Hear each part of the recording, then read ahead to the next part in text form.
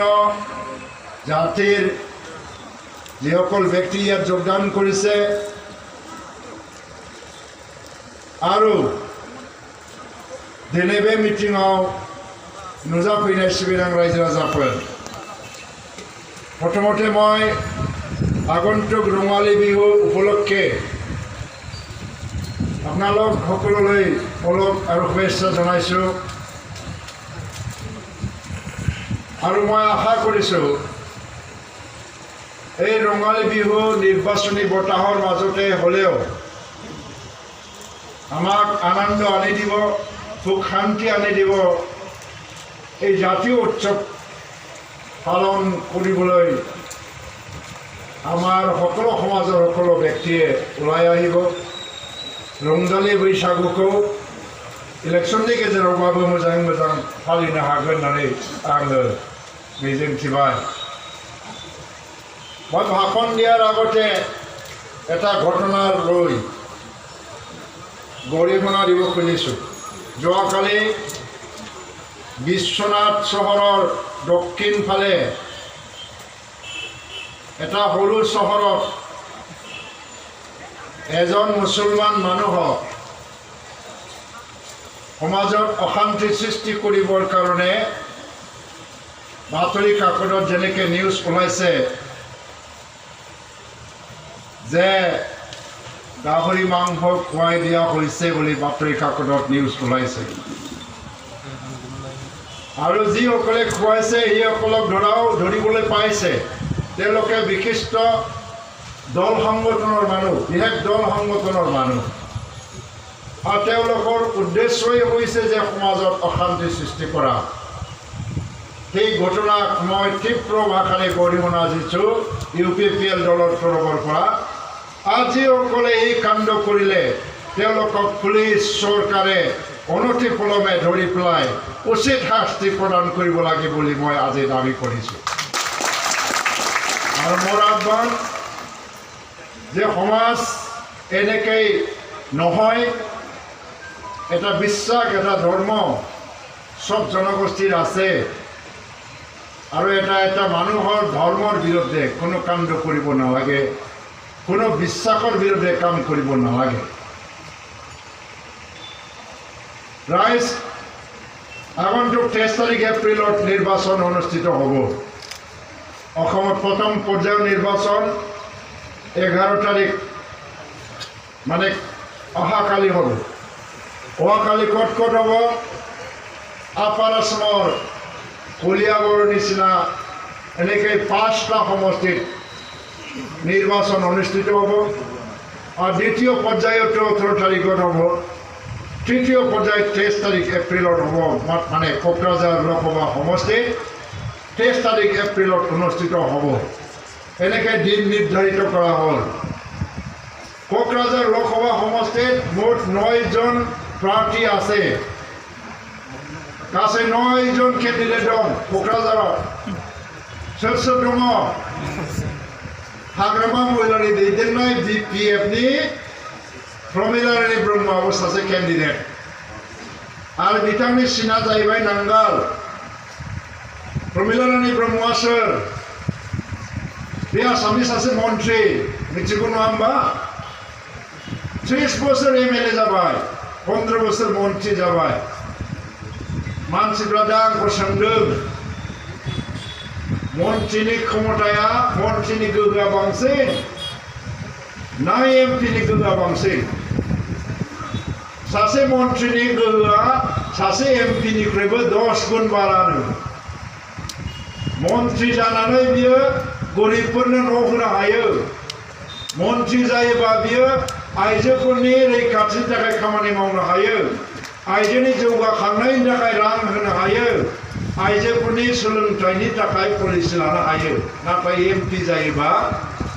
बे बाथ्राफोरखौ पार्लियामेन्टआव बुंनोल' हागोन गाव पलिसि लानो हानाय नङा दा खामानि मावनायनि गोहोआ मन्त्रिनावसो 10 गुन बारा दं MP निख्रुइबो मानसिफ्रा MP गारनानै मन्त्रि जानो फैयो बेहाबा मानो मन्त्रि गारनानै MP जानो थांगासिनो दं बाथ्राखौथ' बुजिनो हाया मोनबाय जोङो ना मावनो हाया हाया मोनबाय नामा ना मावबाबो जाला ना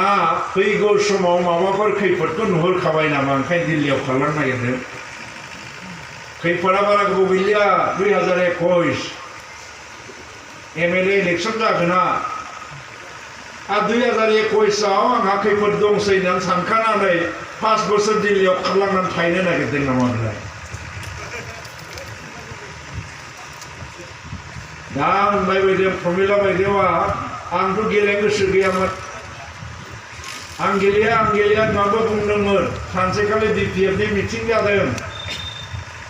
प्रमिला बायदेवा मा बुंदों आं MP गेलेनो गोसो गैया खावग्रा ब्रह्मनि हेंथायै आं इलेक्शन गेलेनो गोसो गैया आं मन्थ्रिनो दं MLA दं आंहा बेजोंनो खामानि मावलांबाय थागोन नाथाय BPF नि हाग्रामा महिलारिया इलेक्शनखौ देरहानांगौबा सोरबा मन्थ्रि खाया गेलेयाबा देरहानाय नंलिया नोंनो गेलेथारनांगोन होननानै नारसिनदों दा हाग्रामा बुंनायखायसो गेलेनांगोन होननानै नै मैया दाखालिबो लेक्सार होदों प्रमिला बायदेवा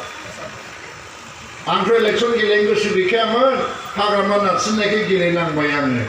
भगबानसो मिथिगौ बे इलेक्शनाव आं देरगोन ना देरहागोन आंहा जेबो गियान गैया होनना बुंबाय जाहैदों दा आब' प्रमिलाखौलाय आं अफमान मानो खालामनो बर'नि सोमावसारनायाव बेबो सासे गोख्रों दैदेनगिरिमोन नङा होमबा आंहाबो मान दङ सन्मान दं नाथाय BPF आ मानो इलेक्शन जेनगोन सा जेबो थांखि गैलिया 13 बोसोराव जेबो खामानि मावाखै थाखाल' खामायबाय माखासे मानसिफ्रा दिनै BPF नि मावग्रा सानफ्राय दं XBLT दं सोरबा BRTF जादोंमोन इउथ BPF जादोंमोन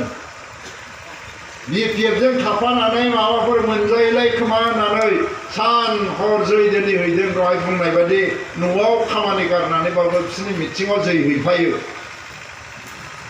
नाथाय बे मानसिफ्रा मा मोनखो जेबो गैया दिनैसिमबो BPF नो भट होयै 15 बोसोर भट होबोनाय मानसिया लामायाव लेबार मावनानै जानांगासिनो दं लेखा फरा फरायनो हायाखै साख्रि मोनाखै सेल्फ हेल्प ग्रुप दादों बेलाय आरो मा केन्द्रनि मोनसे आसनि सेन्ट्रेल गभर्नमेन्टनिसो आसनि सेन्ट्रेल गभर्नमेन्टआ फैसा हरबासो मोनो बे BPF नो ओंखायनो रायजो राजाफ्रा भट होनो होननानै थांखि लाबाय सानफ्रोमबो जोंनि मिटिङाव मैया तामुलपुराव आं गासै 5 मिटिं जादों मोनसे मिटिङाव 100 जन खरि गासै 500 जन BPF नि मानसिफ्रा UPPL आव जगदान खालामदों आं सोंदों मानो UPPL आव फैखो नोंसोरलाय जोंहाथ' थाखाबो गैया फैसाबो गैया जायालै सार BPF आव थानानैबो गरसेबो मोना खामानि दामानि गारनानै BPF खालामनायनो हरलां हरलां सात माने सात जालासो जाजोबबायगासिनो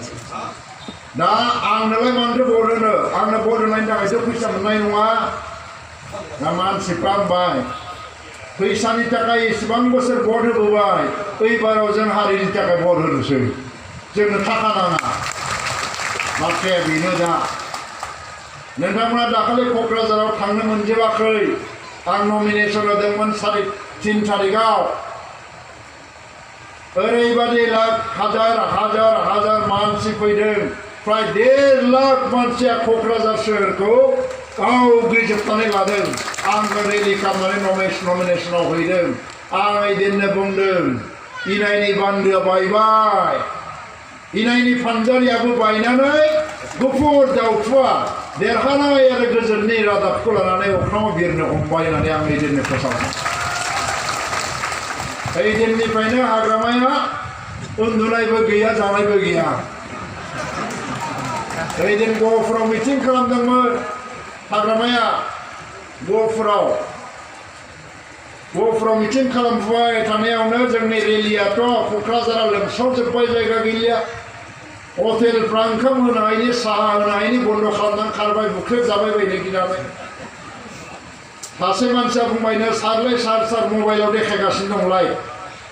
माथो हरखाबनि नमिनेशनावलाय लाख लाख मानसि जाबायब्रा होननानै मबाइलखौ देखायदों हाग्रामानो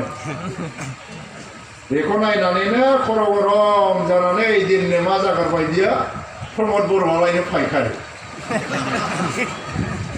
थाखा लाबोयो बिजेपिनिफ्रायबो कंग्रेसनिफ्रायबो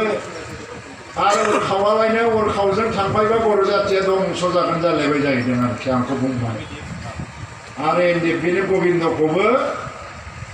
प्रमद बर'खौ गले गले होनबाय फायखारि होननानै गबिन्दखौबो खनसे फायखारि होनबाय आरो गबिन्द बसुमतारीखौबो एसे खम होनदों बेखौ फायखारिखौ आंथ' ओंखायनो प्रमद बर'खौ एदिन बुंदों बे फायखारि होनदोंबा बेखौ नङा होननो नाङालै प्रमद होननानै नंगौखौनो नानला फायखारिया मोननै हारि मोननै रोखोमनि थायो मोनसेया मोजां फायखारि मोजां फायखारिया नोंथांमोननि बागाननिफ्राय गयखौ बायनानै लांनानै हाथायाव मोजां मोजां फानहैयो गय मोजांखौनो फानहैयो गाज्रि फायखारिफ्रा गयखौ बायनानै लांनानै गावनि गदामाव सोखोमा गोरै जाहैदों आरो गाज्रि गयजों लगायो आरो बेखौ हाथायाव फानो हाग्रामाया दिनै थाखा फैसा आरो राजनैतिक क्षमतानि थाखाय फायखारि खालामबोबाय थादों दिनै कंग्रेस गाबोन बिजेपि मा बुङो बेलाय दा बिजेपिजों लोगो जादोंसो हय दिल्लीयाव कंग्रेस गभर्नमेन्ट फैबा कंग्रेसजोंनो थागोन आं नामबो बुंनानै लागासिनो दं दा बे फायखारि नङाबा माथो बेलाय बियो गाज्रि फायखारि आरो जोङो हारिखौ बोखांनो थाखाय समाजखौ बोखांनो थाखाय जि मावदों बे जुदि फायखारिबा हय जों मोजां फायखारि मावगासिनो दङ ओंखायनो रायजो राजायाबो दिनैनिफ्रायनो नरेन्द्र मदिखौ बुङाखै होनबा चकिदार होननानै माबाया राहुल गान्धीया नरेन्द्र मदियाबो चकिदार जानानै सिगाङाव रागा जोंदोंमोन राहुल गान्धीखौ मा चकिदार नांगौ प्राइम मिनिस्टारखौलाय होननानै उनाव सानबाय मा बिदिखौ जानाय नङा नरेन्द्र मदिया मा जाबाय हाँ मैं चौकीदार हूँ देश का चौकीदार हूँ नाम लाग्रा जाबाय दाना गासै बिजेपिनि मानसिफ्रा मा जालायबाय मैं भी चौकीदार हूँ सारा देशआव गासिबो चौकीदार जाजोब्बाय दा राहुल गान्धीया दाना नरेन्द्र मदिखौ चौकीदार होननानै रायनांगौआसो मुस्किल जाबाय दाना साबसेखौ चौकीदार होनथ्र'नो जोंनाबो गासिबो मानसिया हाग्रामा फैबा नुबानो आंबो चौकीदार आंबो फायखारि होननांगौ दा साबसेखौ फायखारि सार्ट खालामथ'यो बियो नङा होमबा दिनै जोंहा हारियाव मोनसे बिराद गिदिर थांखि दङ आरो बेखौ सुफुंनो हायाबा जोंनि गेजेराव गोजोन फैया बेखौ जाफुंहोनो थाखायनो बर' जेंनाखौ सुस्रांनांगौनि थाखायनो दिनै इलेक्सन गेलेनो गोनां जादों मानो होनना बुङोबा भारत सरकारा प्रमान बिदों नोंसोरजों रायजो राजाया दंना गैया देखाय जों देखायनांगोन बे इलेक्सनाव देरहायोबा जों बेखौ देखायनाय जागोन फोरमान होनाय जागोन जों आन्दोलन खालामनायल' नङा बे ओनसोलनि जाथि जनगोष्ठी गासिबो जोंजोंनो दं ओंखायनो जों इलेक्सन देरहाबाय होननानै जों फोरमान देखायनो हागोन आरो जाय दिन जों इलेक्सनखौ देरहालांगोन मंगलदैयाव प्रदीप दैमारिया देरहालाङोबा दिल्लीनि दरजाया गेवजेनबाय होननानै साननानै लादों बारा गोबाव नांनाय नुलिया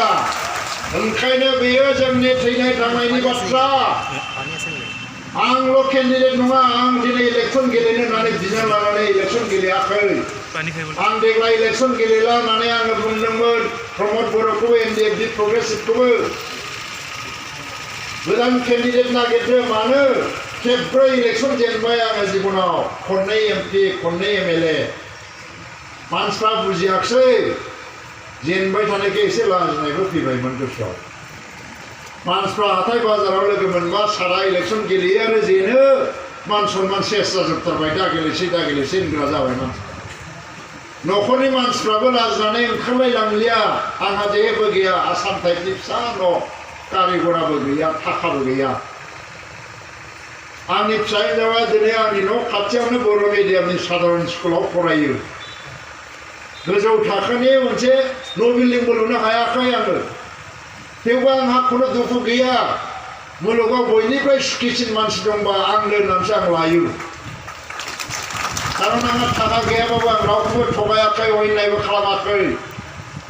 नाथाय एक मास सावरायनायनि उनाव सोरबा गोदान केन्डिडेट मोनो नामा बेखौ नागिरनायनि उनावबो आंखौनो बुंफिनदों नों आन्दलनखौबो बुजिजोबखानाय मानसि दिल्लीखौबो बुजिनाय मानसि नोंनो गेलेबाव देरहायोबाबो जेनबाबो नों गेलेनांगौ आरो देरहायोबा नोंनिफ्राय साबसिनै सोरथो खामानि मावहैनो हानो नों गेलेनांगोन होननानै आंखौ खावलायनायखाय आं दिनै गेलेनो ओंखारदों आङो गणतन्त्रनि सासे दावहारु योद्धासो आङो सासे योद्धा दावहारुनि धोरोमा मा दावहाया जोबागौमानि दावहाखौ नांबाय थानांगौ दावहा गारनानै खारनो हाया आंबो दिनै गारनानै खाराखै ओंखायनो बे इलेक्सन देरहानांगौ रायजो राजानिसो आंखौ केन्डिडेट आंखौल' दासान साफ्रोमबो रायजो राजाया गाव गावखौनो सासे सासे केन्डिडेट होननानै सानना लानो हानांगोन आरो साफ्रोमबो देरहानांगोन न'खर न'खर देरहानांगोन गामि गामि देरहानांगोन ओनसोल ओनसोल देरहानांगोन होमब्लासो आङो देरहासार जागोन आरो आं देरहायोबा आं हारसिङै रंजानांगौनि गोनांथि गैया रायजो राजा रंजानांगोन आरो जेनोबाबो आंहा दुखु जानानै न'आव हाबसोमनानै थानांगौनि गोनांथि गैया नाथाय जेनोबा जों बेसेबांबा बोसोर फावसायलांबावगोन रायजो राजाफोर हाग्रामा महिलारिया दिनै बर'फोरखौ मोनला होनना मिथिखाबाय ओंखायनो बर'लेण्ड नाङा होननानै हारसाफोरनि भट बुथुमनो नाजादों नाथाय गैया बेना बे परिकल्पनायाबो सेस खुनु बर' मानसिफ्रा बेनो भट होआ कंग्रेसनो होगोन नबस्टरनियानो होगोन सोरबा CPMनो होगोन ओंखायनो खाम्फाया दाखालि मा बुंदों खाम्फा बरगयारिया श्रीरामपुराव मिटिं जादोंमोन चन्दनाबो बर' भटआ जाय बर'फोरखौ लानानै जों आन्दलन खालामबोदोंमोन 15 बोसोर शासन खालामबाय बे बर' रायजो राजाया जोंखौ नागारलांजोब्बाय रायजोफोर होननानै आदिबासि मानसिफोरनो खिथाना लाबाय आरोखि मा बुंबाय एबार जोंखौ बासायनांगौआ आदिबासिफोर नोंथांमोनाल' बासायनो हासिगोन होननानै खावलायबाय बबे आदिबासि जाथिखौ खावलायनो बहा बासायनो आदिबासिफ्राथ' जोंजों सिफैजोब्बाय जेननायखौ बिसोर गावसोरनो सिमां लाबाय मिथिखाबाय खालि राहायानो थाखा फैसानि আজি UPPL দলে কোনো এটা জনগোষ্ঠীক লৈ গঠন কৰা এটা দল নহয় ইয়াত মাইনৰিটি সেল আছে শিডিউল কাষ্ট সেল আছে আমি বিচাৰিছোঁ BTC অঞ্চল সংঘৰ্ষমুক্ত এটা অঞ্চল হোক আমি বিৰাট সংঘৰ্ষ দেখিলোঁ বড়ো মুছলমান বড়ো আদিবাসী শান্তি আমি যদি বিচাৰিছোঁ অশান্তিৰ মূল কাৰণটো আমি জানিব লাগিব ইয়াৰ বন্ধুবৰ আন্দোলন আছে যেনেকে আলপাই বন্ধুবৰ আন্দোলন কৰি পেলাই অসমত অশান্তি সৃষ্টি কৰিছিল তাৰ কাৰণে অসমৰ ৰাইজে আলপা শান্তি আলোচনাত অহাটো বিচাৰিছিল যেতিয়া আলপাই শান্তি আলোচনাত আহিল তেতিয়া অসমৰ দল সংগঠন সবে জাতি ধৰ্ম নিৰ্বিশেষে আলপাক আদৰণি জনাইছিল একে ধৰণৰ ব্যৱহাৰ সিদ্ধান্ত চিন্তা আমি আশা কৰিছিলোঁ যেতিয়া LDF শান্তি আলোচনাৰ কাৰণে আগবাঢ়ি আহিছিল সব দল সংগঠনে আদৰণি জনাব বুলি মই আশা কৰিছিলোঁ আমি আশা কৰিছিলোঁ নকৰা নহয় দুই এটা দল সংগঠনে আদৰণি জনাইছিল আপুনি যদি বন্ধুবৰ আন্দোলন এই অঞ্চলত ৰাখি থাকে শান্তি কোনোদিন আনিব নোৱাৰে নৰেন্দ্ৰ মোদী কালি আহি পেলাই ক'ব मैं लाऊंगा शांति आप लोगों को मैं शांति दूंगा নহয় नरेंद्र मोदी অকলে শান্তি দিব নোৱাৰে राहुल गांधी আহি পেলাই ক'ব बीजेपी नहीं मैं लाऊंगा शांति कांग्रेसेও শান্তি দিব নোৱাৰে শান্তি ময়ো দিব নোৱাৰো শান্তি আপোনালোকেও দিব নোৱাৰে কোনে দিব পাৰে আমি যৌথভাৱে ঐক্যবদ্ধ যিটো শক্তি আমি গঢ়ি তুলিব পাৰিলেহে ইয়াৰ জাতি ধৰ্ম নিৰ্বিশেষে যুক্ত শক্তি ঐক্য শক্তি এটা আমি যদি গঢ়িব পাৰোঁ তেতিয়া শান্তি আহিব পাৰে আৰু শান্তি স্থাপন কৰিব লাগিলে বন্ধুবৰ আন্দোলনটো অৱসান ঘটাই এই শান্তিটো স্থাপন কৰিব লাগিব আৰু বন্ধুবৰ আন্দোলন যদি অৱসান ঘটাব লাগে চৰকাৰে তাৰ কাৰণে ৰাজনৈতিক পদ্ধতিৰে আলাপ আলোচনাৰ মাধ্যমত বড়োলেণ্ড সমস্যা সমাধান কৰিব লাগিব নহ'লে ইয়াত শান্তি আনিব নোৱাৰে আজি অনাবৰৰ ৰাইজৰ ভোট পাবৰ কাৰণে হীৰা সৰণীয়াই বড়ো বিৰোধী মাত মাতে বড়ো বিৰোধী কথা কয় হীৰা সৰণীয়া বড়ো বিৰোধী কথা কৈ আছে কাৰণ তেওঁ জানে বড়ো ৰাইজৰ মনত এটা দুৰ্বলতা আছে এই দুৰ্বলতাকে বড়োৰ বিৰোধী যিয়ে ক'ব পাৰে বড়োবিলাকে ভোট দিয়ে আসল অৰ্থত কিন্তু তেওঁ বড়ো বিৰোধী যুদ্ধ কৰিছে জানো 5 বছৰত নিৰ্বাচন জিকি যোৱাৰ পিছত হীৰা সৰণীয়া বড়োৰ কিবা ক্ষতি কৰিব পাৰিলেনে সংসদৰ মজিয়াত কেতিয়াবা BTC ভংগৰ কথা কৈছেনে তেওঁতো BTC ভংগৰ প্ৰতিশ্ৰুতি দিছিল সংসদত সংবিধান সংশোধন কৰি গঠন কৰা BTC ভংগ কৰিব লাগিলে পাৰ্লিয়ামেণ্টত আকৌ সংবিধান সংশোধন হ'ব লাগে হীৰা সৰণীয়া অকলে এজন এমপিয়ে 545 জন এমপিয়ে এজন সাংসদৰ ভিতৰত কোনো সংবিধান সংশোধন কৰিব নোৱাৰে এইটো অসাংবিধানিক প্ৰতিশ্ৰুতি ভুৱা প্ৰতিশ্ৰুতি তেওঁ গাঁও গঠন কৰাৰ প্ৰতিশ্ৰুতি দিছিল তেওঁৰ MLA আছে জানো অসম বিধানসভাত গাঁও এটা গঠন কৰিব লাগিলেও বিধানসভাত সিদ্ধান্ত হ'ব লাগিব তেওঁতো MLA নাই গাঁও এটাও গঠন কৰিব নোৱাৰে তেওঁ नंबाथ' जोंहा बिसोरनि हेंथायै बुंनो बिराद माबा दङ नाथाय दा आं खोनादों सापागुरि बरमा तामुलपुर गिदिंनानै BPFनि मानसिफ्राथ' माथो गामि गामिबो हाबाखैनो जेराव मिटिंबो खालामनो हायाखैनो दाखालि नमिनेसना होबाय Pramila Rani Brahma Kokrajhar district BPF Gossaigaon district BPF आरो चिरां डिस्ट्रिक्ट BPFनो दायित्व होदोंमोन जाहैबाय जे मानसि लाबोनांगौ हाजार प्राइमारि मोनफ्रोमबो 2 लाख रानना हरदों दाना एदिन मानसिया मा जाबाय पेन्डेला बानायबाय 1000 सो जानाय दखानि पेन्डेल बे पेन्डेलाबो बुङाखसै 500 जनसोल' मा जाबाय मानसिफ्रा बेजोंनो धरना होनानै रेलि खालामनानै नमिनेसना हैबाय नमिनेसन दैखांनानै मोनसे जायगायाव लांना मिटिंआव हाग्रामाया जि रायबायनो मानसि लाबोनो थाखाय 2 लाख हरदों बोरो मानसिया बोरो बबे प्राइमारिया मानसि लाबोनो आखाइ थिखांसाय आखाइ थिखां होनानै फैसा बिफिनजोब्बाय जाहैदों 2 लाखा लागो 2 लाखा लागो आन्थाजा थेवबो इलेक्सनसो जाहैबाय जों गोरलैयै लानो हाया बेखौबो मिथिनानै लाखादो जै आं देरहाबाय 2020 आव हाग्रामाया BPFनिफ्राय BTCनिफ्राय बिदाय